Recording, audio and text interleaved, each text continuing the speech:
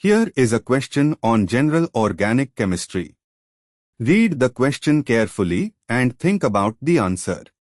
Let us solve it step by step. Let us first understand the key concept here.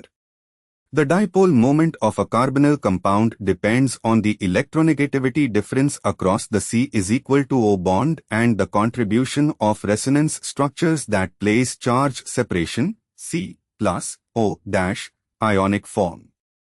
A higher contribution of the ionic resonance structure increases the dipole moment. Step 1. Identify the key factor.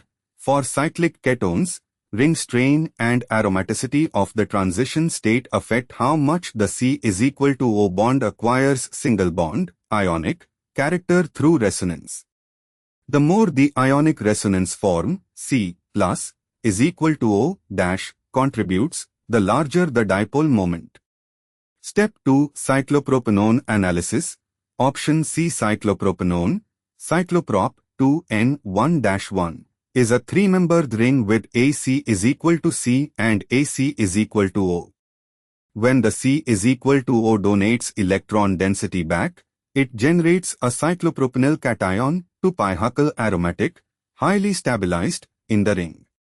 This means the ionic resonance structure C plus O dash is extremely stabilized by the aromatic cyclopropanyl cation character of the ring. This dramatically increases the contribution of the charge-separated form, giving cyclopropanone an exceptionally large dipole moment, 4.4d, experimentally among the highest for small ketones.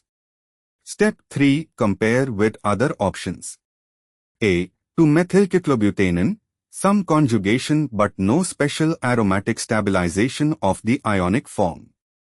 B. Cyclopentanone, normal saturated cyclic ketone, typical dipole moment, 3.3d, no special resonance enhancement. D. Cyclohex 2N1-1, conjugated enone, but the ionic resonance form does not gain aromatic stabilization, dipole moment is moderate.